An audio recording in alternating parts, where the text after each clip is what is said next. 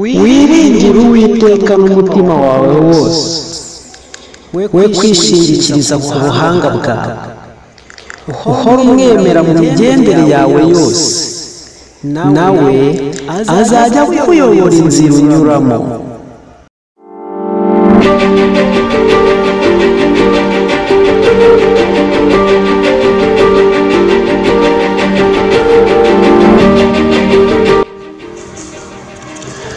Ubwenge bugaragarira mu guhitamo neza.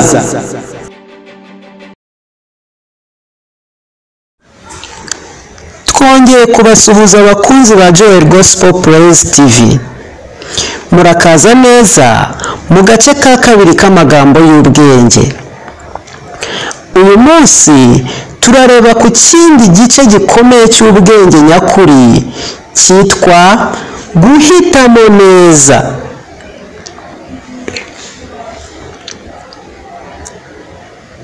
Bibiliya ivuga yeruye cyane iti,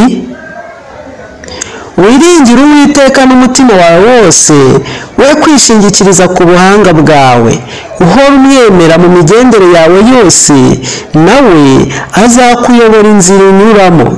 Imigani igice cya 3 umurongo wa 5 n'uwa 6.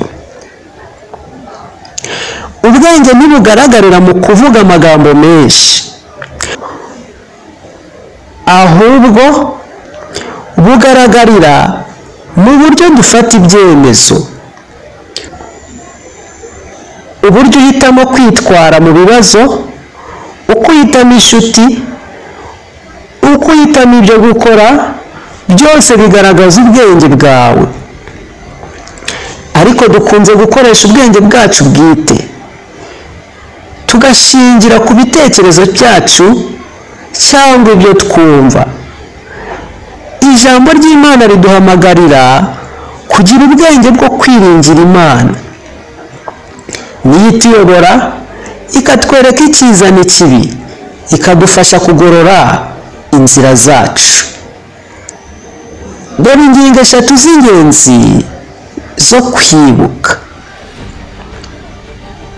Ubwenge nyabwo si ukwishingikiriza ku buhanga bwawe, ahubwo ni ukwiringira Imana.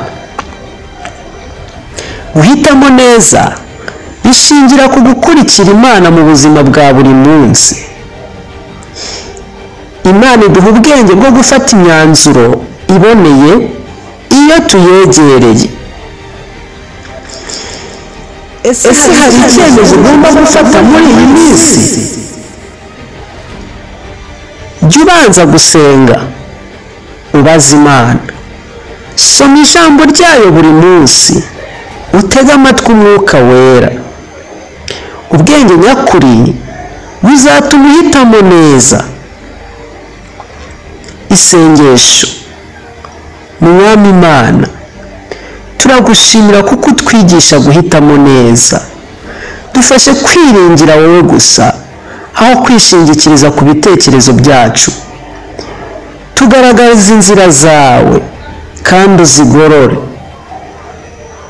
Mu izina ryawe Yesu Kristo dukomeje kwiringira. Turasabye kugira ngo duhe ubwenge bw'ukuri, kandi ubwenge bwawe bw'ukuri budufashe guhitamo neza. Tubisabye twizeye izina ryawe ryera. Amen. Niba wumvise bigufashije, kanda like, subscribe, usangize n'inshuti zawe. Tuzongere duhure ubutaha mu gace ka 3 k'amagambo y'ubwenge. Kandi wibuke ibi, ubwenge nyakuri bugaragarira mu guhitamo uhereye ku Mana. Naho ubutaha.